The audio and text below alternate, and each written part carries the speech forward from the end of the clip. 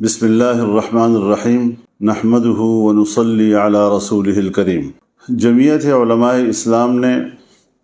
ہمیشہ فلسطین اور فلسطینیوں کے موقف کو صحیح سمجھا ہے اور تسلسل کے ساتھ فلسطینیوں کے موقف کے ساتھ شانہ بشانہ کھڑی رہی ہے۔ آج بھی ہم اس بات کا اعادہ کرنا چاہتے ہیں کہ ہم فلسطینی بھائیوں کے ساتھ ہیں، ان کے شانہ بشانہ ہیں، اور ایک روز قبل فلسطینی مجاہدین نے اسرائیل پر جو حملہ کیا ہے، یہ حملہ بہت تاریخی کامیابی ہے۔ میں اس کو ایک تاریخی معرکہ سے تعبیر کرتا ہوں۔ جن علاقوں پر انہوں نے قبضہ کیا ہے یہ ان کے اپنے علاقے ہیں اور اپنے علاقے انہوں نے واپس لیے ہیں۔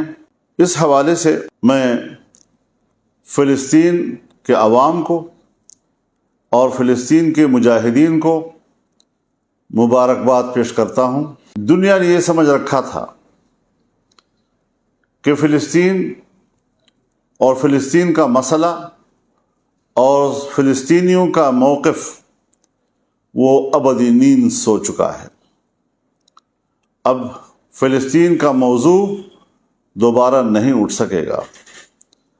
اور ناعاقبت اندیشوں نے دنیا میں یہ بات پھیلائی، اور ہمارے ہاں ایک طبقہ اور ایک عنصر پیدا ہوا جس نے اسرائیل کو تسلیم کرنے کے موضوع کو ترجیح دلائی، اس کی اہمیت سے لوگوں کو متاثر کرنے کی ناکام کوشش کی۔ میں سمجھتا ہوں کہ آج اس معرکے نے فلسطین کے مسئلے کو زندہ ہی نہیں کیا، ثابت کیا ہے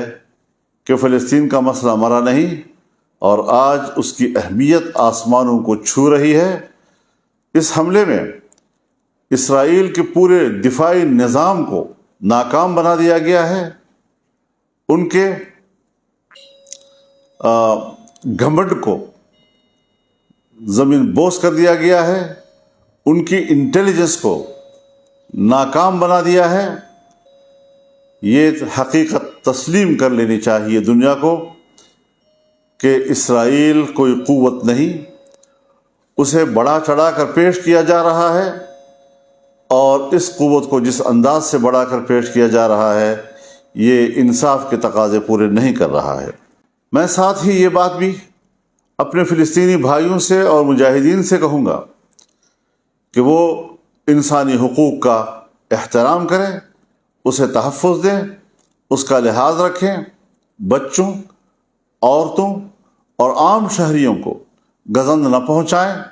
ان کی زندگیاں تلف نہ کریں، اور دنیا کو بتائیں کہ اسرائیل اور صہیونی جنہوں نے فلسطینیوں کی نسل کشی کی، ان کے بچوں کو قتل کیا، ماؤں کے سامنے قتل کیا، والدین کے سامنے قتل کیا، اور کوئی احترام آدمیت انہوں نے نہیں دکھائی، آج ہمیں اس کے بدلے میں یہ ثابت کرنا چاہیے کہ اسلام اور مسلمان کس طرح انسانی حقوق کا تحفظ کرتا ہے۔ اس حوالے سے ہم ضرور فلسطینیوں سے یہ اپیل کریں گے کہ وہ ان انسانی حقوق کے تحفظ میں بھرپور کردار ادا کریں۔ میں یہ بھی کہنا چاہتا ہوں کہ اقوام متحدہ بھی اپنا فرض پورا کرے، 1967 کی قراردادوں پر عمل درآمد کرائے، بیت المقدس کو مسلمانوں کے حوالے کرے، اور اس کو فلسطین کا دارالخلافہ تسلیم کرے۔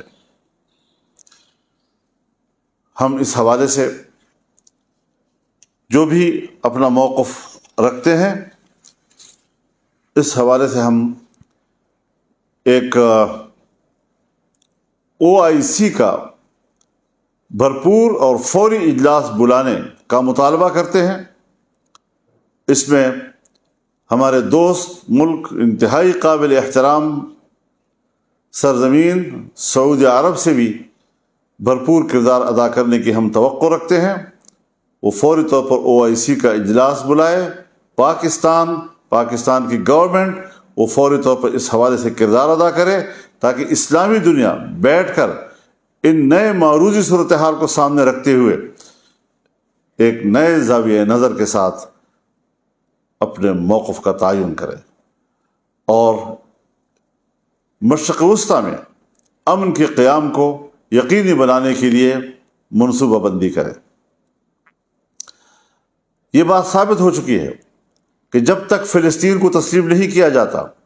فلسطینیوں کو اس کی سرزمین نہیں دی جاتی، کبھی بھی مشرق وسطیٰ میں امن نہیں آ سکتا۔ اس حقیقت کو تسلیم کر لینا چاہیے اور اسی بنیاد پر ہم یہ سمجھتے ہیں کہ ہمیں اپنے رویوں پہ نظر رکھنی چاہیے، عرب دنیا کو بھی، پوری اسلامی دنیا کو بھی۔ اور میں یہ بھی اعلان کرتا ہوں کہ اگلے جمعے انشاءاللہ العزیز پورے ملک میں